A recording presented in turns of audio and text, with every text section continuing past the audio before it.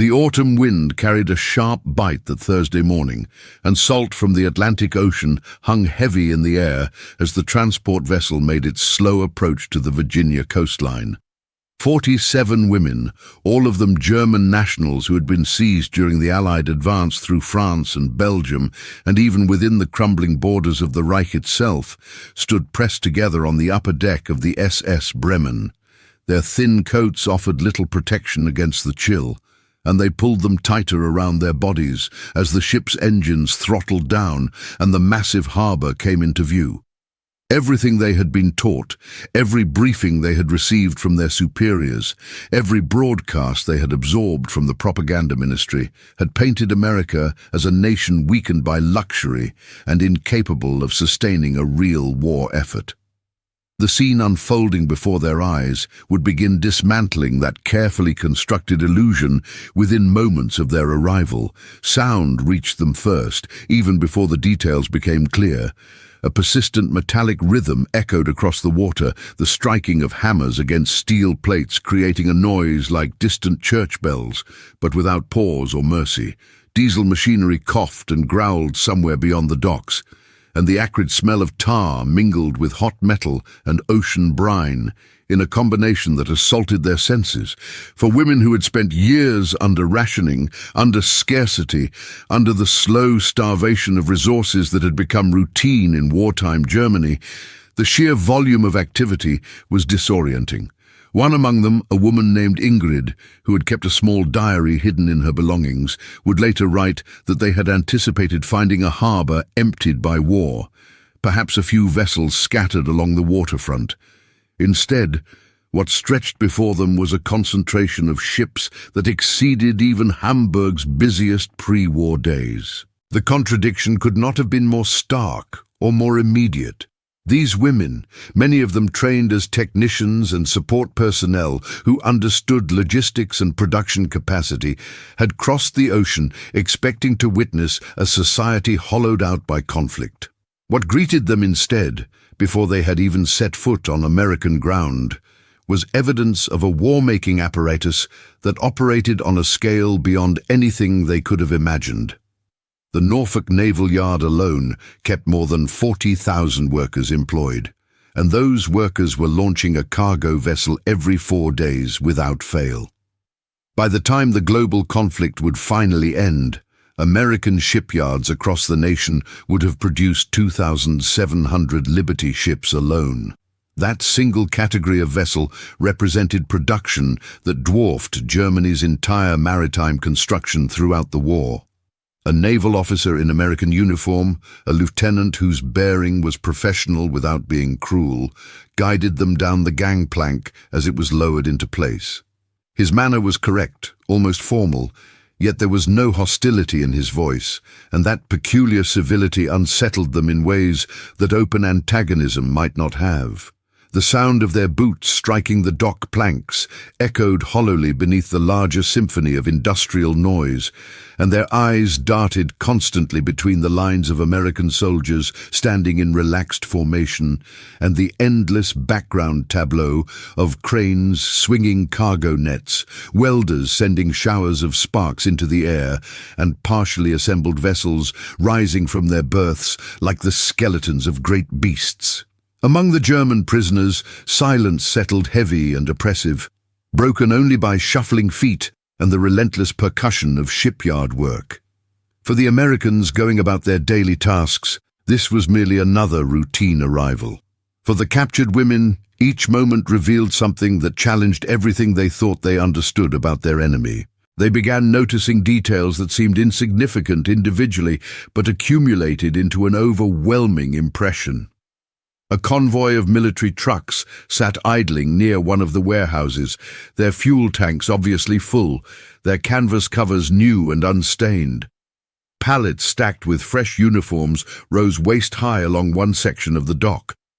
To people who had been carefully measuring out soap and sugar since 1940, who had learned to make a single egg stretch across 3 days of meals, these casual displays of abundance spoke to resources they could barely comprehend. One prisoner, Her voice, barely audible above the industrial cacophony, whispered in German that this could not possibly be real. Another woman pulled her scarf tighter around her neck, though whether against the physical cold or against something more unsettling was unclear. What they were witnessing had not been arranged for their benefit, had not been staged as some elaborate performance designed to impress or intimidate them. This was simply how America conducted its daily business in wartime, and that realization disturbed them more profoundly than any propaganda film they might have seen. A Red Cross observer, present to ensure that the treatment of prisoners adhered to international agreements, made a notation in his records that the women appeared disoriented, not primarily by their capture or their current status as prisoners, but rather by the simple fact of their arrival in this place. The docks themselves, he wrote, seemed to communicate a form of power that transcended military force. As the women were directed toward the waiting buses that would transport them inland, they caught one final panoramic view of the harbor stretching toward the horizon. Ship masts and industrial smokestacks pierced the sky in such density that they resembled an iron forest, and that image would remain burned into their memories. But their journey into the heart of American industrial power had only just begun.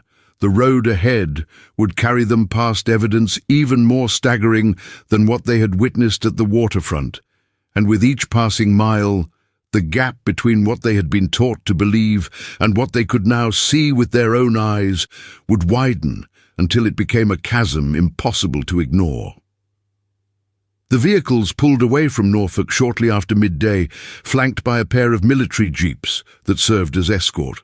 The buses themselves wore the standard olive paint of military transport, and their windows bore the cloudy residue of dried salt spray. Inside, the German women sat without speaking, their attention drawn irresistibly to the landscape rolling past outside. They had expected poverty, perhaps even devastation. Instead, mile after mile revealed an arsenal that seemed to have no ending. The first jolt to their assumptions came within minutes of leaving the harbor area behind. Shipyards extended along the coastline for what seemed like blocks, with smoke and steam rising from construction gantries where welders created cascades of sparks against the grey afternoon sky. Rows upon rows of Liberty ships stood in various stages of completion, some consisting of nothing more than skeletal frames and hull plates, while others appeared nearly ready for their launch ceremonies. A young signals officer among the prisoners, someone who had studied naval tonnage tables as part of her training, murmured in disbelief that this single yard contained more hulls under construction than existed in all of Kiel. The numbers, had she known them, would have confirmed her instinctive assessment. Norfolk by itself was producing dozens of destroyers, aircraft carriers, and auxiliary vessels throughout 1944. Across the entire United States, shipyards were generating 18 million tons of shipping annually, a figure that represented 6 times Germany's total wartime maritime output. The rhythm of hammers and pneumatic rivet guns penetrated the bus windows like the pulse of some vast mechanical heart. As the convoy moved further from the coast, the character of the landscape shifted from docks to factories. Smokestacks punctuated the horizon at regular intervals. Warehouses sprawled across acres of land, their walls stenciled with company names that the women recognized only vaguely from intercepted American documents and intelligence reports. Ford, DuPont, Bethlehem Steel. One prisoner would later recall in her written account that it appeared as though every town had been transformed into a military installation, every street into a supply corridor. In that moment, she wrote, they understood that their own newspapers had been lying to them systematically. This was not a soft population distracted by comforts and divided by internal quarrels. This was a nation that had organized itself for war without losing the character of home. The paradox deepened with each mile the convoy traveled. Even the roads themselves seemed to form part of the revelation. The highways carried continuous streams of trucks loaded with wooden crates, with tanks secured to flatbed trailers, with machinery and spare parts covered by tarps. Gasoline, so precious in Germany that physicians had taken to riding bicycles to reach their patients, flowed freely here and fueled this ceaseless movement of men and materials. The women could smell it when the convoy slowed for traffic, that sharp, sweet odor of petrol fumes hanging in the warm autumn air. One of the American drivers, a sergeant named James Foster, chuckled quietly when he overheard a prisoner gasp at the sight of hundreds of trucks lined up nose to tail at a supply depot. Under his breath, though loud enough for his companion to hear, he muttered that this represented maybe half of what was actually on the roads at any given moment. For him, the sight held no particular significance. For them, it represented something that should not have been possible. At a designated rest stop outside Newport News, the buses pulled over and idled beside a rail yard. There, long trains of boxcars and flatbed cars stood ready for loading, each one marked with white chalk notations indicating its destination: Pittsburgh, Chicago, St. Louis. Cranes lifted wooden crates stamped with serial numbers and military classifications, and the sheer orderliness of the operation struck the women as deeply unnerving. In the Reich, chaos had become the norm. Bombing raids disrupted shipment schedules constantly. Material shortages forced engineers to improvise solutions. Communication breakdowns meant that supplies arrived late or not at all. Here, the logistics appeared clean and efficient and relentless in their precision. The prisoners exchanged glances without speaking, silently taking inventory of what they were seeing. Several among them had received training as analysts, their value to Berlin tied directly to their ability to assess industrial capacity from observable details. What they now observed, the frequency of train movements, the volume of materials being transferred, the methodical stockpiling of goods in organized warehouses, all of this suggested an enemy whose resource base made their own look pitiful by comparison. One woman pulled out a small notebook and scribbled an entry that would later be recovered by American intelligence officers. "We believed America was a nation of consumers," she wrote. "It is in fact a nation of producers, and every factory we pass represents another nail being driven into our coffin.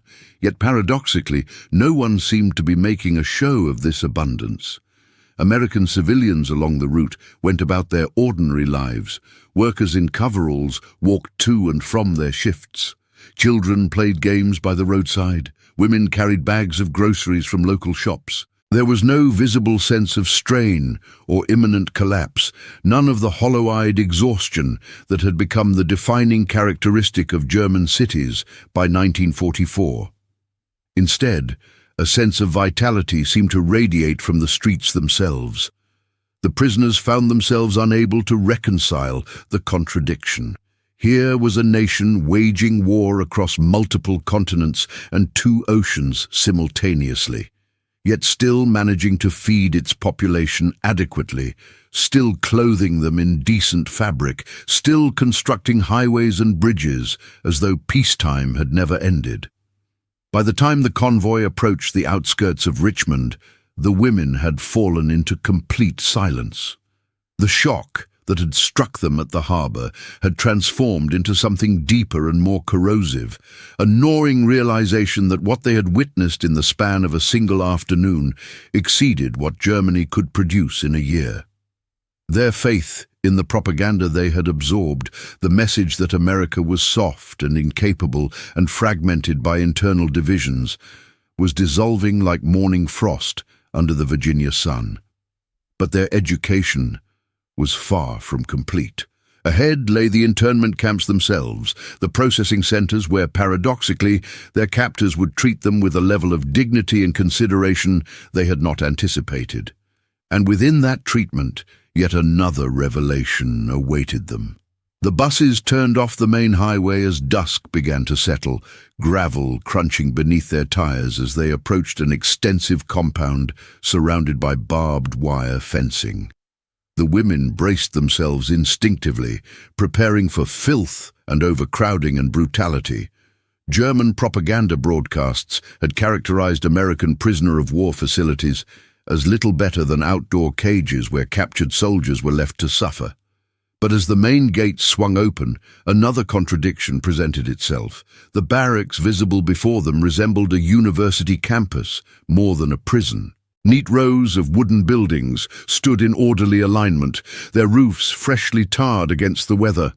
Smoke curled from brick chimneys, carrying with it the unmistakable scent of baking bread from a nearby mess hall.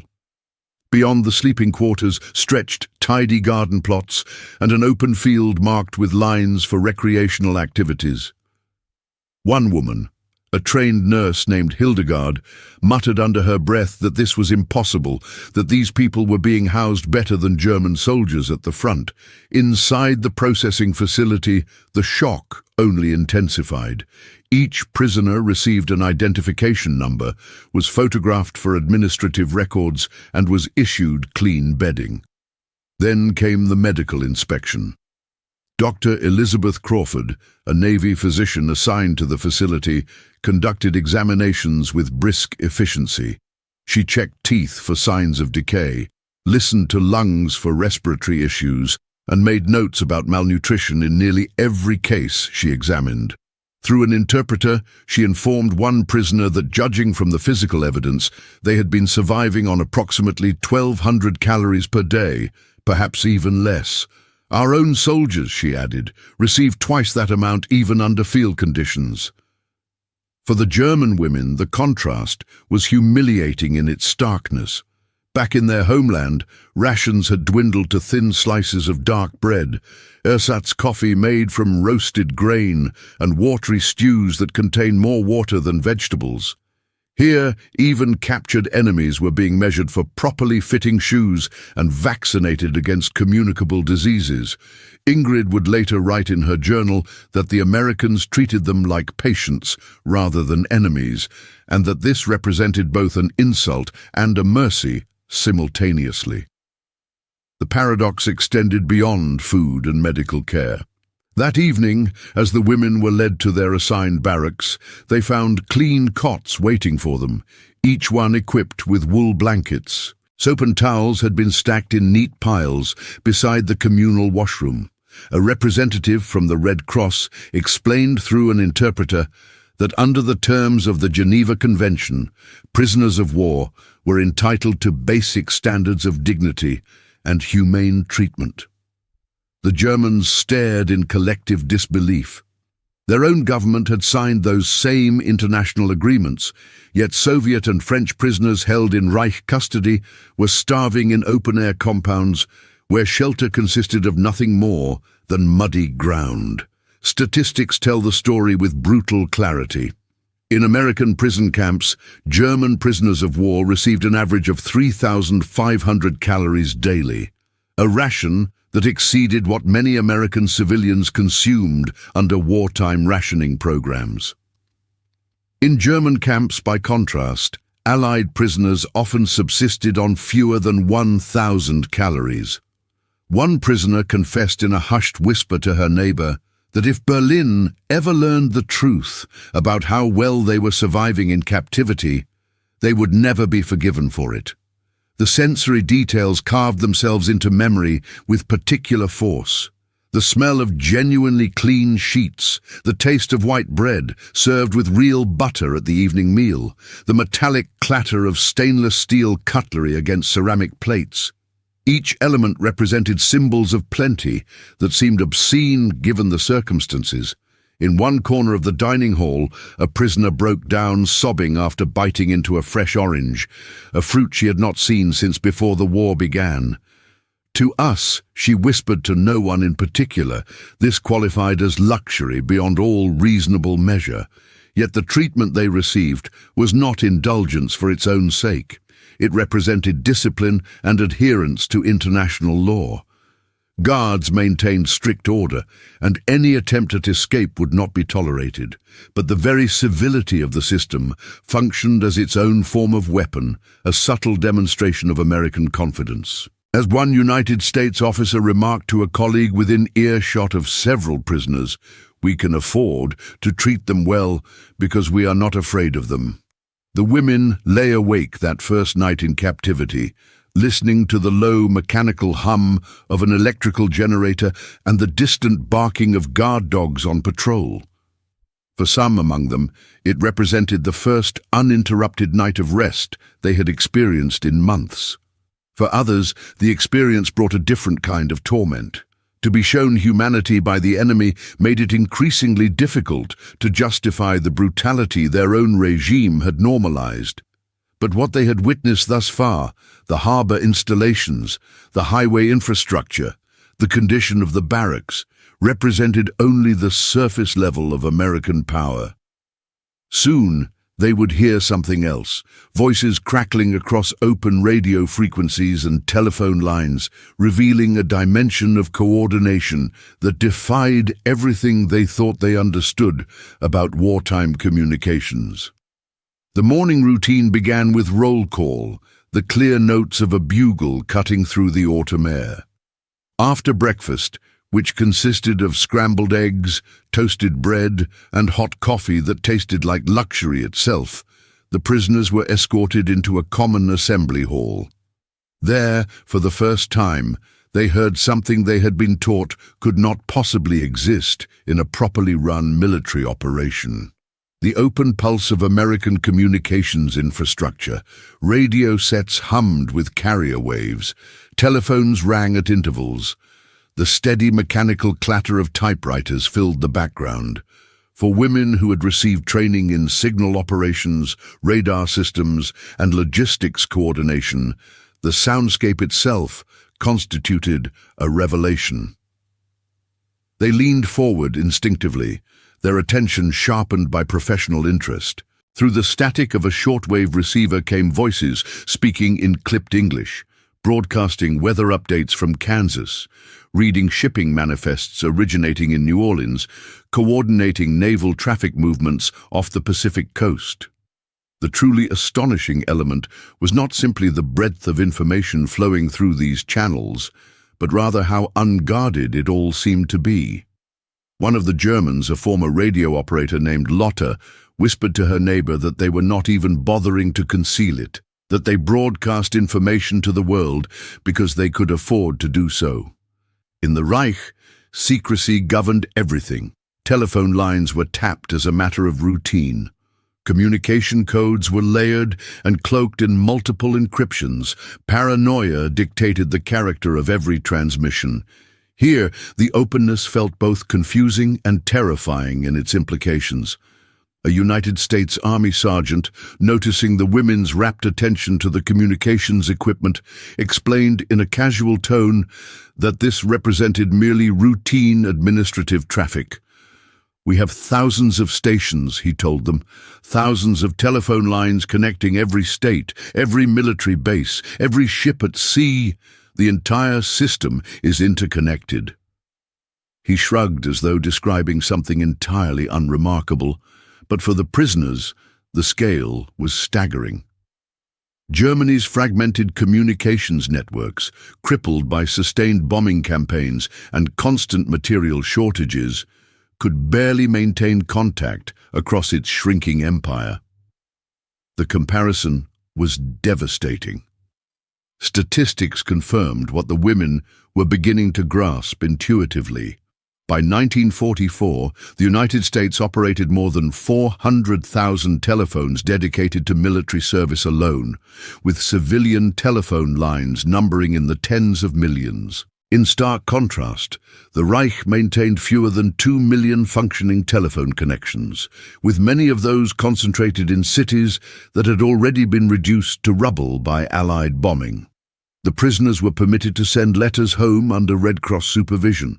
Some even dictated messages to American clerks who typed them on clean stationery using proper typewriters. Ingrid recorded in her journal later that to touch a telephone receiver, to witness a letter being processed and carried freely through the postal system, made her feel as though she were touching civilization again. And yet, she noted, this freedom of communication was precisely what they had been taught to despise as weakness. The paradox cut sharply. The generosity of their captors highlighted the bankruptcy of their own regime's promises. The sensory experience reinforced the lesson at every turn. The steady background buzz of switchboard operations, the metallic snap of plugs being inserted into jacks, the constant mechanical whir of paper feeding through teletype machines. It formed a symphony of efficiency that never paused. The women came to realize that this invisible infrastructure represented as decisive a weapon as tanks or aircraft. Wars were not fought exclusively with rifles and artillery. They were won through coordination and communication and the ability to move information as rapidly as materials. Hildegard, the nurse, would later confess in a post-war interview that she had believed America to be disorganized and lazy and lacking in discipline. Instead, she discovered that even their voices possessed order. The war existed in every telephone line, in every radio wave transmitted. It was inescapable and omnipresent. But the Americans were not showing off or making any special effort to impress their prisoners. To them, this represented routine administration, the ordinary machinery of daily operations. The very normalcy of it rattled the prisoners more than any deliberate intimidation could have. If this represented the background noise of a single camp in Virginia, what must the full communications network of the United States sound like when operating at full capacity? That evening, as the women returned to their barracks in formation, the weight of the paradox pressed heavily upon them. They had arrived as captured soldiers expecting humiliation and harsh treatment. Instead, they were being given glimpses of a system so vast in its scope that it appeared casual in the exercise of its power. For the Reich, secrecy had always functioned as armor, as protection against weakness. For America, transparency seemed to represent strength, and soon the evidence of that strength would become even more tangible and visible. Their next journey would take them into aircraft hangars, where the scale of American air power would manifest itself in ways that numbers on paper could never convey. The first sensation that struck them was the smell, thick and pervasive, composed of oil and rubber and aviation gasoline, a scent so powerful it seemed to cling to their clothing long after they departed. The convoy of buses came to a stop beside an enormous hangar constructed from corrugated metal, its massive doors standing open like the jaws of some colossal creature. Inside, wings gleamed under banks of overhead lamps. Aircraft engines hung suspended from crane chains. Teams of mechanics swarmed over fuselages with movements that appeared almost choreographed in their precision. For the German women, most of them raised on stories of Luftwaffe superiority and technological advantage, the sight administered another profound shock.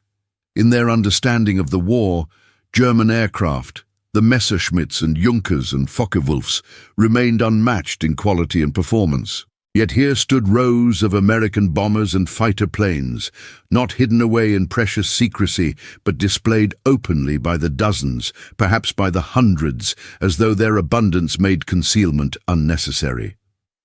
A sergeant named Michael O'Brien, assigned to escort the prisoner group, walked them down the length of the hangar floor. He was a cheerful Irish-American with grease stains on his sleeves and no apparent sense that he was revealing anything particularly sensitive. Slapping the flank of a B-24 Liberator bomber with casual familiarity, he informed them that this particular aircraft could be replaced within 3 days if it were lost in combat. 3 days, ladies, he repeated. That is how quickly we produce them. The words landed with greater impact than any explosive device. 3 days. In Germany, aircraft factories were being systematically shattered by Allied bombing raids. Spare parts had become desperately scarce. Engines often required weeks to assemble when components were available at all. Some aircraft were being cannibalized simply to keep others operational. Here, the notion that a lost bomber represented merely a line item to be filled on a production schedule staggered them completely. Numbers substantiated O'Brien's casual boast. During 1944 alone, the United States manufactured 96,000 aircraft, a total that exceeded Germany's production across the entire duration of the war. At peak output, a new airplane rolled off American assembly lines somewhere in the country every 5 minutes without interruption. The contrast was obscene in its magnitude. The sensory details made the reality undeniable. The rhythmic pounding of rivet guns echoed through the hangar like sustained machine gun fire, except that instead of causing destruction, it was creating power. The air shimmered with heat radiating from arc welding equipment. Mechanics shouted instructions to one another over the roar of engines being tested at full throttle. The concrete floor itself vibrated with the pulse of industry. One of the prisoners, Lotta the radio operator, muttered audibly that there were so many aircraft here, and still more being constructed continuously. Her voice trembled not from fear of the guards surrounding them, but from the sheer magnitude of what her eyes were processing. Hildegard, the nurse, would confess in her journal that their leaders had told them America was weak and unwilling to accept sacrifice. Yet here, sacrifice seemed to be invisible because it had been industrialized. Production had replaced desperation. What disturbed them most profoundly was the casualness permeating everything. Workers joked with one another, shared cigarettes during breaks, wiped sweat from their foreheads as though assembling military aircraft was simply another day's honest labor. To the Germans, who had been told repeatedly that every German worker was being pressed to the absolute limits of human endurance, this apparent ease proved deeply unnerving. How could a population that seemed so relaxed generate such overwhelming force? O'Brien, noticing their collective awe, leaned closer to the group and said with a broad grin that if they thought this hangar was impressive, they should see Detroit. This facility, he assured them, represented nothing but a drop in a very large bucket. He chuckled and walked away, leaving the women standing in silence amid the mechanical symphony. The paradox hung in the air around them, like the smell of aviation fuel. For the Reich, every aircraft lost represented a national tragedy, a blow to morale and capability that could not easily be absorbed. For America, it represented an inconvenience that would be remedied within days through industrial replacement. That single difference alone signaled the inevitable trajectory of the war. As the women were guided back out into the sunlight, the roar of an engine undergoing full power testing shook the ground beneath their feet with physical force. The sound seemed to follow them onto the buses, reverberating in their bones like an unspoken prophecy. But their education in American military capacity was not yet finished. In the weeks ahead, they would be shown something even more difficult to deny or dismiss. Photographs and detailed reports documenting American bombing campaigns, proving that this industrial power was not merely theoretical or potential.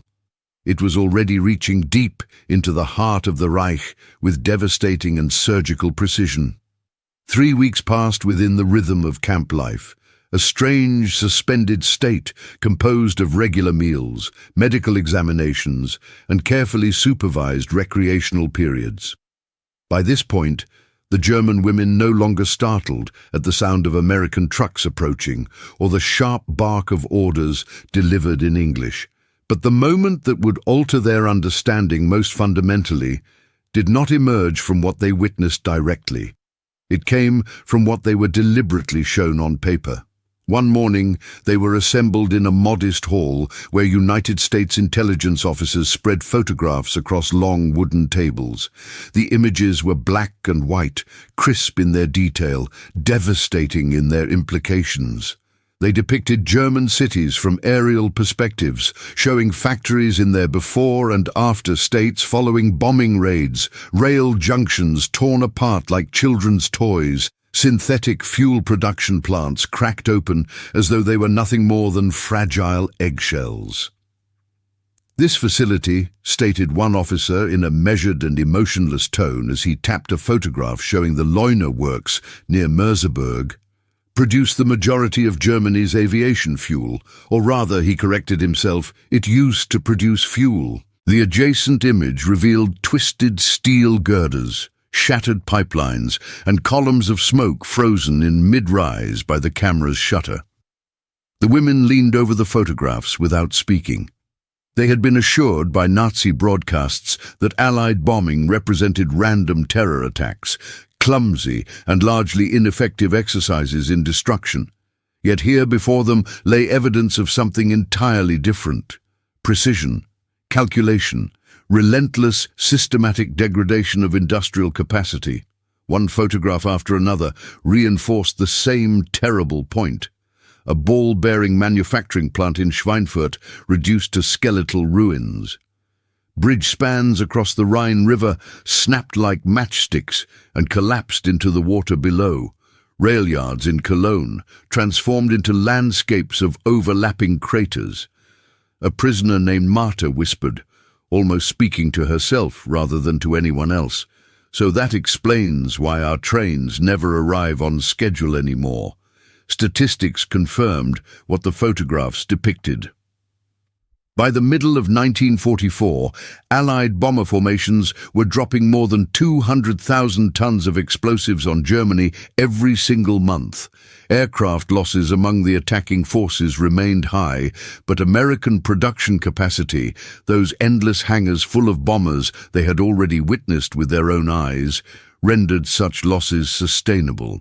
Germany, by contrast, could not replace its fuel refineries or its precision machinery. Every blast crater visible in these photographs represented another wound that could not heal. The sensory impact penetrated even through still images captured on photographic paper. The women studied the jagged white scars of bomb craters against blackened earth, examined the skeletal remains of factories that had once hummed with productive activity. One prisoner wrote in her diary afterward that she could almost smell the smoke rising from the surface of the photographs themselves. What shook them most deeply was the casual manner in which the American officers presented these images. This was not theater staged for the benefit of the prisoners. This represented routine intelligence analysis, something these officers sifted through on a daily basis as part of their ordinary duties. To the prisoners, each photograph functioned like a dagger thrust into their understanding of the war. To the officers, these were simply reports in an endless stack of thousands requiring evaluation. One officer explained, without any trace of malice or vindictiveness, that complete destruction was not necessary. Just eliminate the fuel production, the bearing factories, the bridge connections, he stated. When those critical nodes are removed from the system, your armies cannot move regardless of how many soldiers remain. His words carried clinical precision, but to the prisoners listening, they carried the weight of mathematical inevitability. Ingrid wrote in her journal afterward that it was not hatred that had defeated Germany, it was arithmetic. The paradox was stark and undeniable. German propaganda had characterized America as reckless and chaotic and incapable of sustained strategic thinking. Yet what the women now examined was evidence of cold and disciplined precision applied across an entire industrial landscape. When the briefing session concluded, the women walked back toward their barracks beneath a sky streaked with vapor trails from aircraft passing overhead at high altitude. For the first time since their capture, they experienced the sensation that even the clouds belonged to the enemy. The Reich had assured them that mastery of the skies was theirs by right of superior technology and fighting spirit. The truth was written in smoke and contrails above their heads, visible to anyone willing to see it. But this new knowledge, this accumulation of evidence that contradicted everything they had been taught, carried with it a moral dilemma that weighed heavily. Should they remain silent, protecting the illusion that their country still desperately clung to? Or should they speak truthfully, risking accusations of betrayal and treason? That question would be brought to a head with the arrival of a letter, a message that would test both their loyalty to the regime and the Americans' willingness to allow truth to circulate freely. The letter arrived one grey afternoon, slipped beneath the door of their barracks like contraband being smuggled past guards. It bore no official postal stamp, only faint pencil markings scrawled across the envelope's surface. Hildegard, the nurse, noticed it first and picked it up carefully, turning it over in her hands with suspicion before opening it. When she unfolded the single sheet of paper inside, the other women crowded around her like moths drawn irresistibly toward flame. The message had originated from another German prisoner of war camp, somewhere else within the United States, smuggled through an informal network of prisoners who had discovered ways to communicate despite official restrictions. The text was brief, composed in hurried German script that suggested it had been written quickly. "Hold firm to your faith," it read. "The Reich is mounting successful counteroffensives on all fronts. New weapons will transform the character of the war.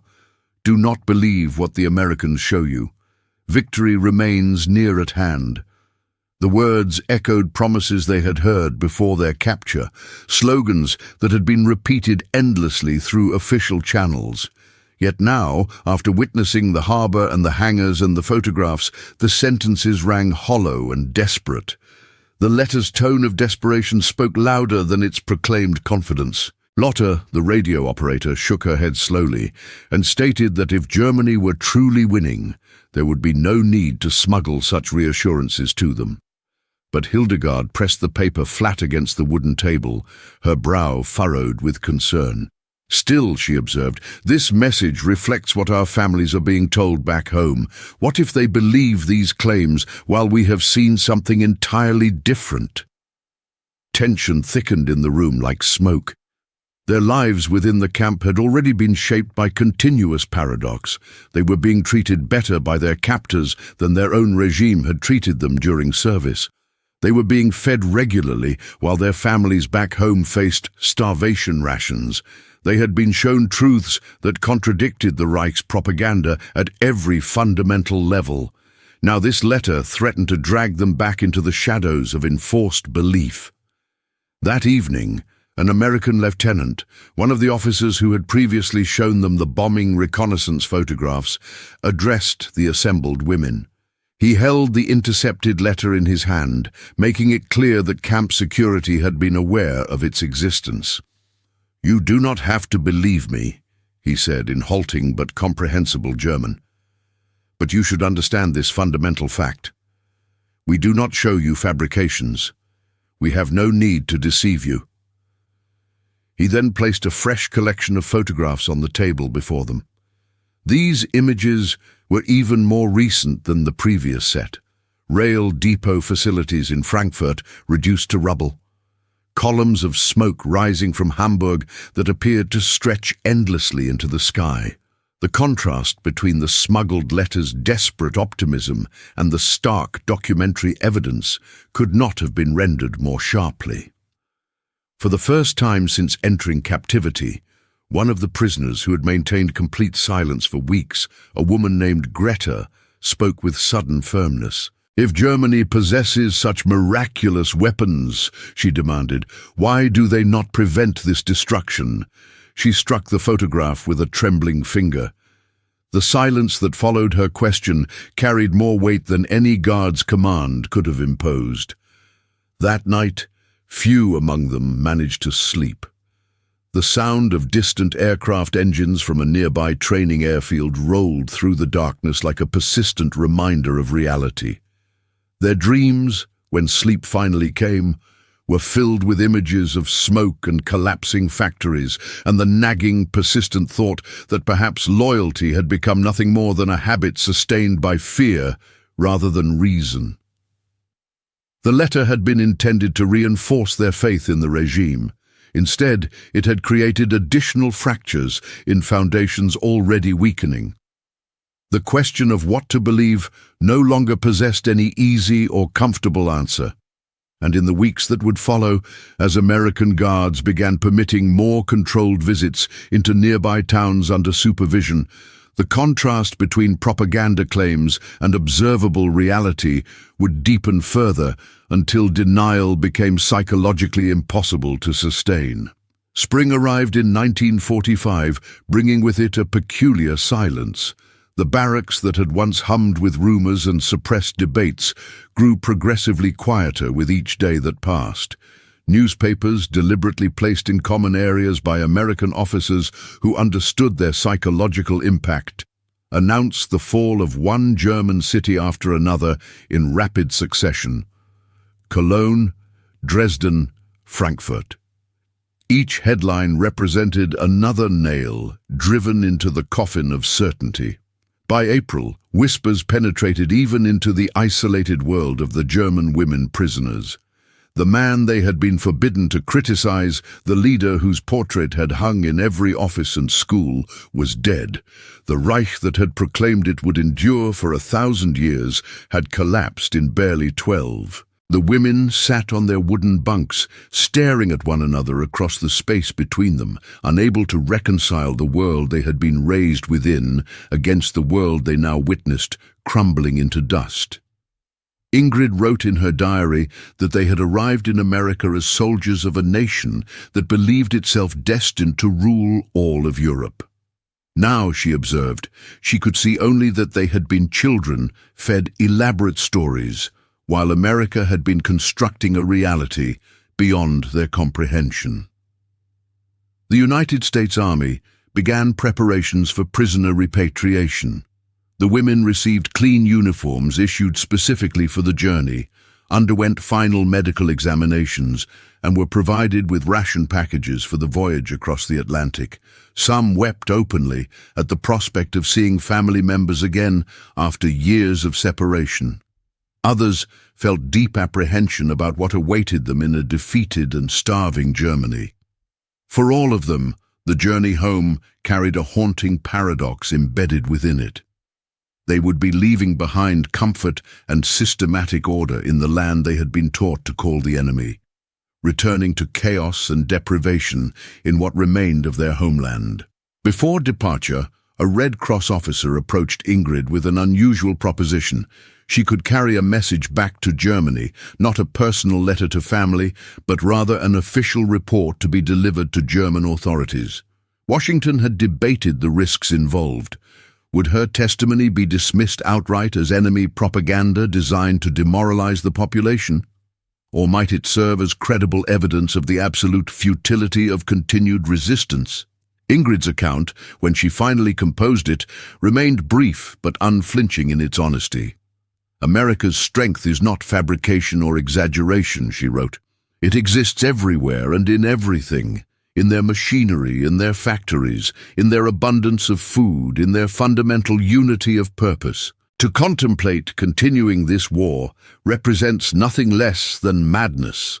When the transport ship carrying the repatriated prisoners docked at Bremerhaven, her written report was forwarded up through the chain of command as promised. The reaction from German officers proved entirely predictable. They dismissed her account outright, labeling her either a traitor who had betrayed her nation or a gullible woman who had been seduced by American deception and trickery. The truth she carried was too large and too contradictory to fit within their shrinking ideology. But for the women themselves, the truth they had witnessed could not be erased from memory or consciousness. They had seen aircraft production lines generating replacements faster than combat could destroy them. They had consumed meals more abundant and nutritious than their families could even imagine. They had walked streets in American towns where children played ordinary games without constant fear of air raid sirens. What they carried back across the Atlantic was not simply memory, but comparison, a living contradiction to everything the Reich had promised its people. Years later, some among them would share stories with their children and eventually their grandchildren about that surreal journey into America. They did not speak primarily of humiliation or suffering, but rather of awakening to reality. They recalled with perfect clarity the persistent clanging of shipyard hammers, the endless rows of tanks awaiting shipment, the casual freedom of speech they had overheard in every cafe and on every street corner. These were impressions that no photograph and no propaganda speech could erase from their consciousness. They had departed Germany as prisoners of a regime that proclaimed itself invincible and destined for greatness. They returned as witnesses to that regime's fundamental delusion, and in the final accounting, it was not America's bombs that had unsettled them most profoundly. It was America's abundance, its relentless capacity to create and produce, its absolute refusal to bow before scarcity or limitation. This was not propaganda crafted for their benefit. This was observable reality that could not be argued away. They had imagined themselves arriving as representatives of a superior civilization. They departed as students who had received an education they never anticipated. In the end, America's most devastating weapon proved to be neither its arsenal nor its military might, but rather its living proof that freedom, when combined with industrial capacity and collective will, could outbuild and outlast any tyranny regardless of how powerful that tyranny believed itself to be.